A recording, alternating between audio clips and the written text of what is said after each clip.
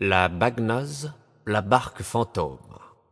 Toutes les fois qu'il doit se produire quelque sinistre dans les parages de l'île de Sein, l'on voit apparaître un bateau fantôme, tantôt incliné sur les eaux sombres, la pointe de son guy trempant dans la vague, tantôt dessiné en silhouette indécise, tantôt dessiné en silhouette indécise sur le fond orageux du ciel. On le désigne sous le nom de Bagnose, barque de nuit, parce que c'est surtout à la tombée de la nuit qu'on le voit soudain surgir, sans qu'on puisse dire de quelle direction il vient, ni quelle route il fait. Car il s'évanouit tout à coup, au moment où on le regarde, pour se montrer, l'instant d'après, sur un autre point de l'horizon. Il vogue toute voile dehors, avec un pavillon noir en berne.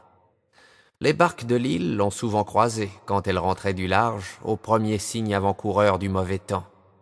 Quelques-unes même ont essayé de l'accoster, pensant que c'était quelque bateau en détresse, d'autant que son équipage, qui doit être nombreux, ne cesse de crier et d'appeler, comme pour demander du secours, avec des voix suppliantes, des voix tristes à fendre l'âme.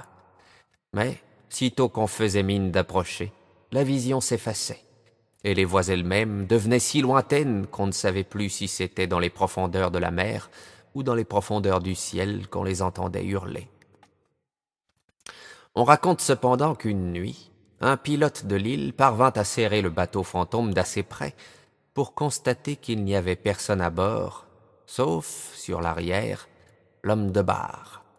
Le pilote est là, cet homme. « Puis-je quelque chose pour vous et désirez-vous que je vous remorque ?» Au lieu de répondre, l'homme fit jouer le gouvernail et le bateau disparut. Si le pilote avait eu la présence d'esprit de dire « Requiescent in pace », il aurait sauvé toute cette batelée de marins défunts.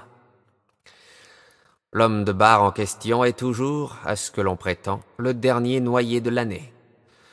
Des ramasseuses de goémons étant un soir à la pointe de Kilauru dans l'est de l'île, virent les voiles de la Bagnose passer à raser la pointe. Parmi elles se trouvait une veuve Fauquet, dont le mari, quelques semaines auparavant, avait disparu dans la chaussée de Sein sans que la mer eût rendu son cadavre. Or, quel ne fut pas son émoi de reconnaître dans le personnage qui menait la barque funèbre le mari qu'elle avait perdu. Ce fut si bien lui qu'elle ne put s'empêcher de tendre les bras vers son anaon en criant « Joson, Joson qu'est-ce ?» « Joseph, mon cher Joseph !»